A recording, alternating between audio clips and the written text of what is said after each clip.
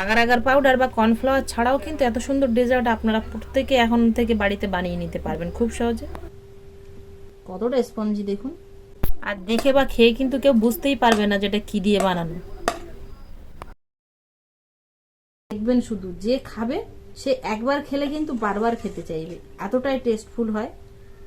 নমস্কার বন্ধুরা, সুপ্রিয়া কিচেনে আবারও আপনাদের সবাইকে স্বাগত জানাই আরো একটা রেসিপিতে। এখনো কিন্তু গরম শেষ হয়নি, আর গরম এখান থেকে প্রায় দুর্গাপুজো পর্যন্ত কিন্তু থাকবে।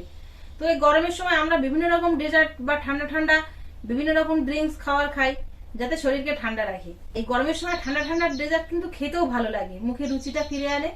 আজকে আমি এখানে 1 কাপ মতো সাবুদানা নিয়েছি, মিডিয়াম সাইজের সাবুদানা।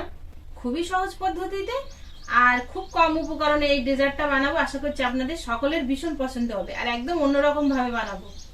আপনারা পুরো ভিডিওটা প্রথমের থেকে শেষ পর্যন্ত দেখবেন, ভিডিওটা স্কিপ না করে আমার পাশে থেকে। আর যে সকল বন্ধুরা এখনো পর্যন্ত আমার ইউটিউব চ্যানেলে নতুন আমার এই ভিডিওগুলো দেখছেন, প্লিজ বন্ধুরা বেল আইকন সবাই সাবস্ক্রাইব করে পাশে থাকবেন, আর ফেসবুক পেজ থেকে দেখলে পেজটিকে ফলো করে পাশে থাকবেন। এই সাবুদানাগুলো জলে ভেজাবো না, জলে ভেজালে তো নরম হয়ে যায়। আমি এটাকে ভেজে নেব, ভেজে নিলে খুব সহজে গুঁড়ো করা যাবে। আর এই সাবুদানার গুঁড়োটাই কিন্তু লাগবে।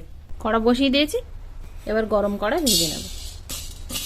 এমনি প্লেন সাবু গুঁড়ো করবেন, দেখবেন খুব ভালো গুঁড়ো হবে না, কারণ শীত মতো তো। কিন্তু একটু ভেজে নিলে খুব সহজে গুঁড়ো করা যাবে। 3-4 মিনিট সাবুটা ভেজে নিয়েছি, আর খুব ভালো করে কিন্তু ভেজে নিয়েছি এমন করে যাতে গুঁড়ো করা যায়। এবার তুলে নেব। আপনারা শিলে, মিক্সারে বা গ্লাসে যাতে খুশি গুঁড়ো করতে পারেন, গুঁড়ো হয়ে যাবে খুব সহজে। ভেজে নেওয়া হয়ে গেছে। ভেজে নেওয়ার পরে গ্লাসে তাই দেখুন খুব সুন্দর কিন্তু গুঁড়ো হয়েছে। আলাদা পাত্রে চেলে নেব। এবার যেগুলো আছে এগুলো আরেকবার একটু গুঁড়ো করে নেব। ঠিক এরকম মিহি একদম গুঁড়ো করে নিয়ে চেলে নিয়েছি। কড়া বসিয়ে দিয়েছি, কড়ার মধ্যে জল দিয়ে দেবো। জলটা উষ্ণ গরম হয়েছে, এবার এর মধ্যে গুঁড়ো করে রাখা সাবুদানা দিয়ে দেবো।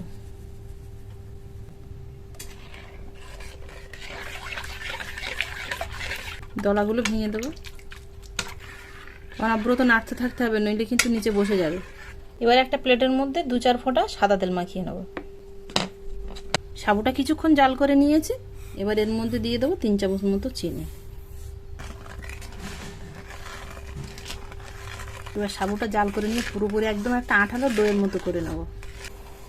ওপরের একটা স্পট পড়েছে না, এটা ফেলে দেবো, এটা কিন্তু ময়লা জল। জ্বালিয়ে জ্বালিয়ে একদম এরকম ঘন করে নিয়েছি দেখুন। এই যে খুন্তিতে তুলছি, একটু সময় লাগছে। আর এই দেখুন খুন্তির গায়ে এরকম পুরো হয়ে পড়েছে। এবার নামিয়ে নেব, জ্বালানো হয়ে গেছে। এর থেকে আর কিন্তু টাইট করবো না, কারণ এটা ঠান্ডা হয়ে গেলে আর একটু টাইট হয়ে যাবে। দেখুন কেউ চিনতেই পারবে না কিন্তু যে এটা শুধুমাত্র সাবুদানা দিয়ে বানানো।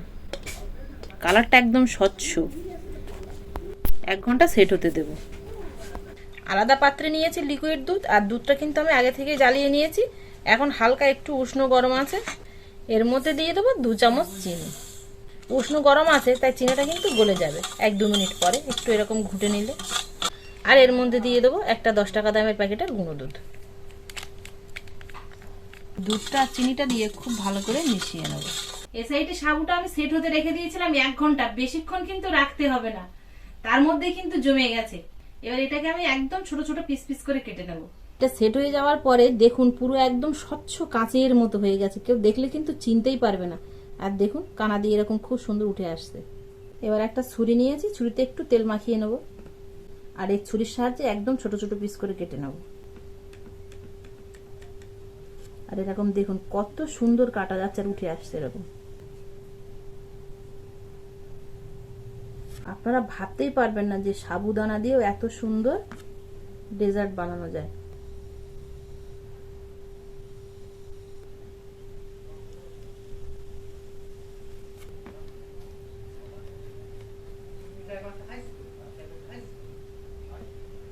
দেখুন শুধু এরকম পিস পিস কিন্তু উঠে আসছে সবগুলোই। আর দেখুন ঠিক এরকমই স্পঞ্জ। দুধটা রেডি করে রেখেছি, এই দুধের মধ্যে দিয়ে দেবো। আপনাদের কাছে যদি চিয়া সিড থাকে তাহলে ভেজানো চিয়া সিড এর মধ্যে দেবেন, তাহলে তো খুব ভালো হবে। সকালের নাস্তার জন্য কিন্তু দারুণ একটা রেসিপি। আমার কাছে নেই তাই কিন্তু আমি দিতে পারলাম না। সাবুটা দিয়ে মিশিয়ে নিয়ে এবার 5 থেকে 10 মিনিট ফ্রিজে রেখে তারপরে আপনারা পরিবেশন করুন। যে খাবে সে একবার খেলে কিন্তু বারবার খেতে চাইবে, এতটাই টেস্টফুল হয় এই সাবুদানার ডেজার্ট।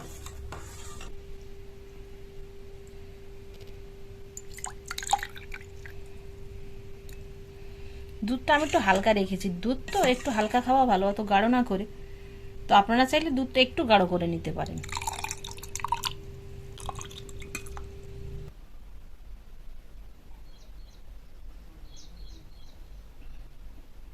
ঠান্ডা ঠান্ডা এই সাবুদানার ডেজার্টটা কিন্তু দারুণ হয়েছে বন্ধুরা। সাবুদানা ডেজার্টটা একদম নতুন পদ্ধতিতে কেমন লাগলো আপনাদের কাছে আপনারা অবশ্যই কমেন্টে জানাবেন। ভালো লাগলে লাইক করতে ভুল করবেন না। আবারও দেখা হবে আপনাদের সাথে পরবর্তী নতুন কোনো ভিডিওতে। ততক্ষণ আপনারা সবাই ভালো থাকবেন ও সুস্থ থাকবেন।